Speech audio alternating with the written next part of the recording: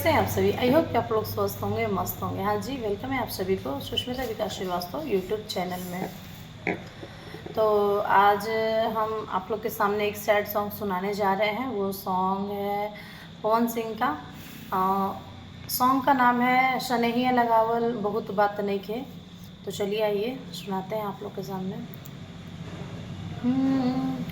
सनेहिया लगावल बहुत बात नहीं खे, सनेहिया लगावल बहुत बात नहीं खे, नजरिया चुरावल बहुत बात होला, केहू के मुआवल बहुत बात नहीं खे, मुआ के जियावल बहुत बात होला।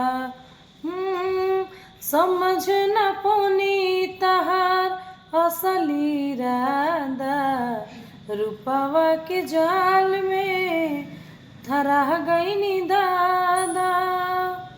हो समझ न पौनी तहार असली इरादा, रूपवा के जाल में धरा गईनी दादा।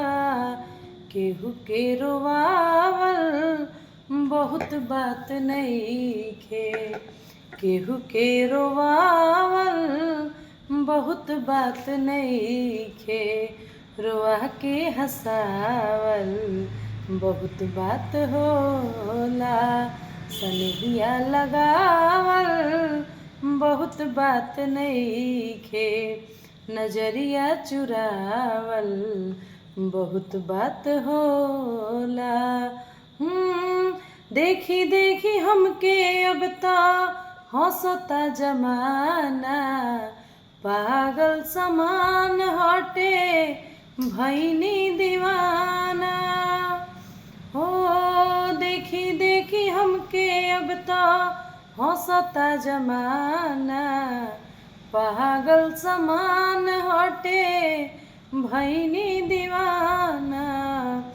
असरा धरावल बहुत बात नहीं खे, असरा धरावल बहुत बात नहीं खे, असरा पुरावल बहुत बात होला, सनेहिया लगावल बहुत बात नहीं खे, नजरिया चुरावल बहुत बात होला। लाई के सनेह तू ता चल गइलू जब से, सूरज के घाम हम ता देखनी ना तब से। लाई के सनेह तू ता चल गइलू जब से, सूरज के घाम हम ता देखनी न तब से।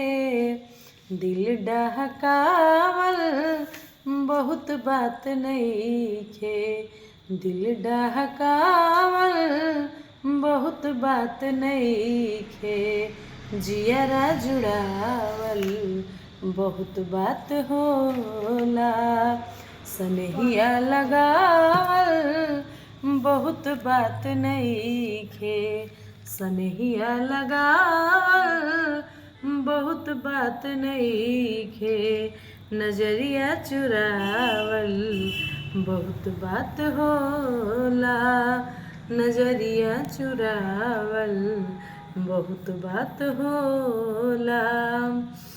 तो कैसा लगा आप लोग को मेरा ये सैड सॉन्ग, मेरा खुद ओरिजिनल वॉइस में?